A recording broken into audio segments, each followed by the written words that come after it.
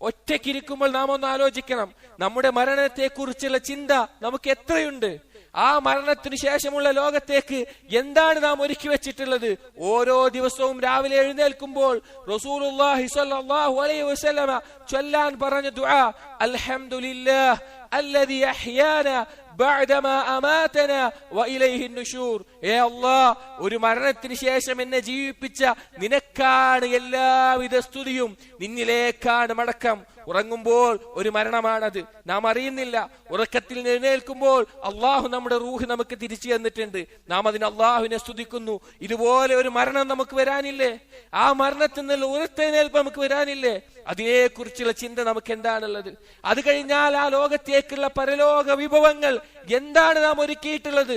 ഒരിക്കൽ സലഫുകളിൽപ്പെട്ട ഒരു വ്യക്തി ഒരു ജനാസ പങ്കെടുത്തു.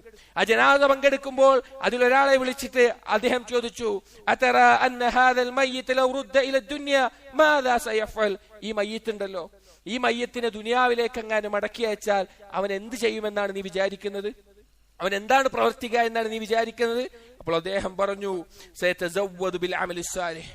സ്വാലിഹായ അമലുകളെ കൊണ്ട് പരലോകത്തേക്ക് വിഭവം ഒരുക്കും, സൽക്കർമ്മങ്ങൾ ചെയ്യും. അപ്പോ ആ സലഫ് പറഞ്ഞു, ഖാല ഇദാ ലം യകുൻ ഹുവ ഫകുൻ അൻത. അവനിനി അങ്ങനെ ആകാൻ പോകുന്നില്ല, അവനിനി അതിനുള്ള അവസരമില്ല, അതുകൊണ്ട് നീ അങ്ങനെ ആയിക്കൊള്ളുക. സഹോദര, അവിടെ ചെന്ന് ആലോചിക്കാൻ നമുക്ക് സാധിക്കില്ല. അതുകൊണ്ട് ഇപ്പോഴുള്ള അവസരത്തിൽ അള്ളാഹുവിനെ അനുസരിച്ച് സൽക്കർമ്മങ്ങൾ ചെയ്ത് പരലോകത്തേക്കുള്ള വിഭവം ഒരുക്കുക.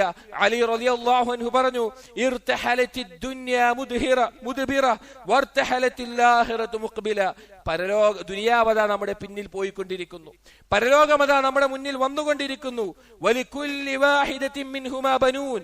ആ രണ്ടെണ്ണത്തിനും സന്താനങ്ങളുണ്ട്, പരലോകത്തിനും ദുനിയാവിനും സന്താനങ്ങളുണ്ട്. ഫകൂനൂ മിൻ അബ്നാഇൽ ആഖിറ വലാ തകൂനൂ മിൻ അബ്നാഇദ് ദുനിയ. നിങ്ങൾ പരലോകത്തിന്റെ സന്താനങ്ങളാവുക, ദുനിയാവിന്റെ സന്താനങ്ങളാവരുത്. ഫൈനൽ യൗമ അമലുൻ വലാ ഹിസാബ്. ഇന്നേ ദിവസം കർമ്മങ്ങളുടെ കാര്യമാണ്, കർമ്മങ്ങളുടെ ദിവസമാണ്. ഇവിടെ വിചാരണയില്ല. ദുനിയാവിൽ കർമ്മം ചെയ്യാനുള്ളതാണ്, ഇവിടെ വിചാരണ ഉണ്ടാവില്ല. വഗദൻ, എന്നാൽ നാളെ ഹിസാബുൻ വലാ അമലുൻ, അവിടെ വിചാരണയാണ്, അവിടെ നിങ്ങൾക്ക് കർമ്മം ചെയ്യാൻ സാധിക്കില്ല.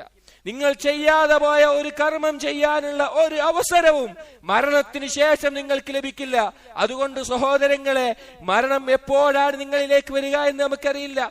നമ്മളിലേക്ക് എപ്പോഴാണ്, എവിടെ വെച്ചാണ് മരണം എത്തുക എന്ന് നമുക്കറിയില്ല. മരണം എന്നുള്ള യാഥാർത്ഥ്യത്തെ കുറിച്ചുള്ള ചിന്തയും ആ മരണത്തിന് ശേഷമുള്ള ലോകത്തേക്കുള്ള വിഭവങ്ങൾ ഒരുക്കാനും നാം ഓരോരുത്തരും ശ്രദ്ധിക്കേണ്ട